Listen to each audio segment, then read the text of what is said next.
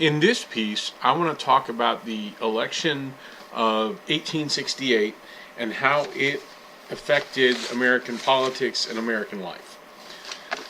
Going into the 1868 presidential election, one thing was painfully clear. There was one man that both parties wanted to be president of the United States, and that was General Ulysses S. Grant, a victorious Civil War general, the man that Andrew Johnson had asked to become the Secretary of War when he intended to fire Edwin Stanton and precipitated the impeachment crisis. Grant was clearly the guy. He was absolutely the most popular man in America. Both parties wanted him to run. His eventual problems with Andrew Johnson pushed him to the Republican side of the political ledger. And in early 1868, he decided that if he were going to run for president, he would do so as a Republican.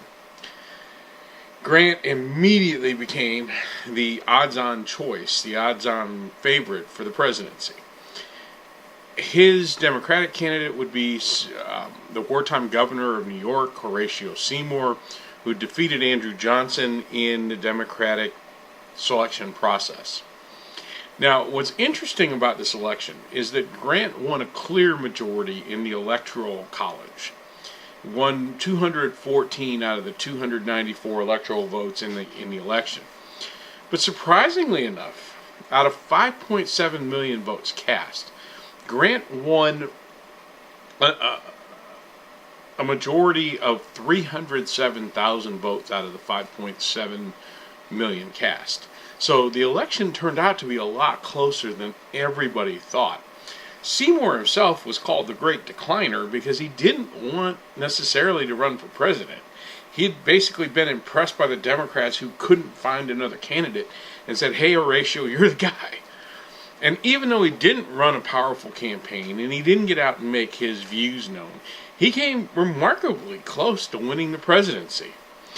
Grant, at the time he becomes president, is only 46 years old. He's the youngest man to this point to be elected president. And Grant, frankly, may have been a little bit too young to be president. He was blind to the political forces. He was blind to the influence peddlers around him. And Grant kind of got sucked in by the Republican congressional leadership. He was awed by people of money. He wanted money himself and didn't have it. He'd been a failed businessman and had been bankrupt before he became a Civil War general and a national hero. And that's going to color his presidency. The first thing that you see in Grant's presidency is going to be a series of scandals. Most of them tied up around money. The big issue when Grant takes office is there were $432 million of greenbacks, paper currency, put out during the Civil War to try to help pay for the war. Those who knew the Treasury Department, those around the Treasury Department, believed that those greenbacks would be retired, that they would be paid off by gold, and that we would again go to a hard money, gold-backed currency. Well, we didn't have $432 million. We didn't have the gold to replace that money. And so what eventually happens is that there is a big controversy in Congress about how this situation is going to be dealt with. Grant comes down on the side of the hard money people and eventually pushes through a bill that would say that at some point we're going to pay the greenbacks out of circulation. That we're going to use hard money, we're going to maintain that as the base of the economy. Well, little did he know that that process was going to open up one of many political scandals in his time as president. A couple of, kind of fiscal pirates by the name of Jay Gould and James Fisk are going to go into business with Grant's brother-in-law. And they have a single, pretty substantial goal. And that is to corner the gold market in the United States. They took advantage of what Grant had said and tried to create a major coup for themselves.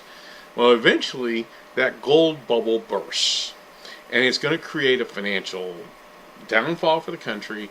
Eventually it's going to create a panic, and it puts Grant in a bad light. Well, Grant's going to be embroiled in a number of these issues during his time as president.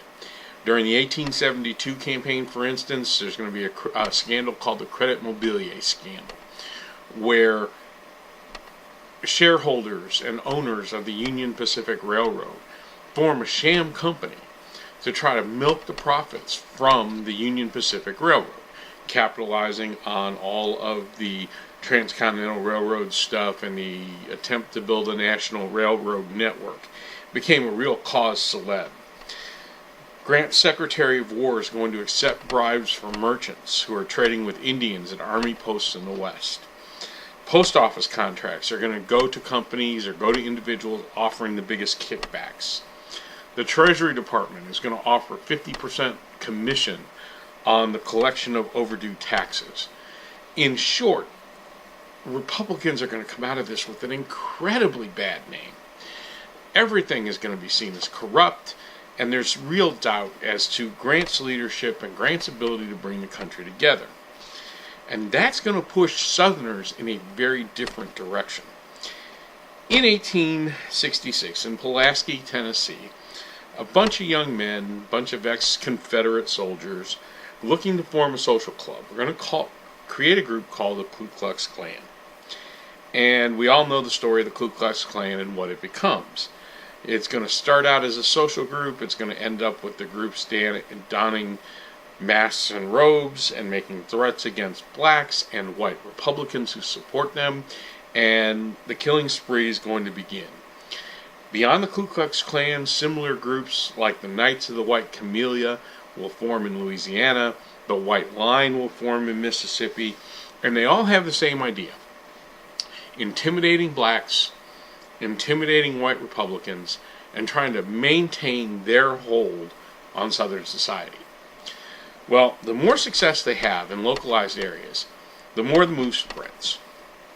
As for instance, in York County, South Carolina, every single white family in the county will eventually join the local chapter of the Ku Klux Klan. And the killing sprees begin. The Republicans do very little to hold back on this, and as a result, you're going to see major, major problems. Federal government's going to go into South Carolina, going to suspend habeas corpus, going to do a number of things to try to bring the Ku Klux Klan into line. It all fails. State authority is going to be seen as trumping federal authority. In the Cruikshank, U.S. versus Cruikshank case in 1876, they're going to argue that states' rights triumphed federal authority when it came to protecting blacks from white terrorists. Now, what is the essential meaning of this? Well, if state governments are going to be involved in protecting blacks, who makes up the state governments by this point? Certainly not necessarily all Republicans. Democrats are going to regain control of state governments. So you're asking those who are already involved in the intimidation and the killing fields to protect blacks in the South.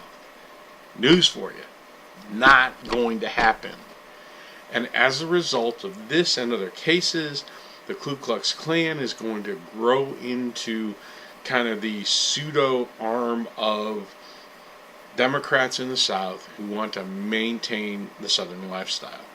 And that's going to be a key to the rest of Reconstruction in the South.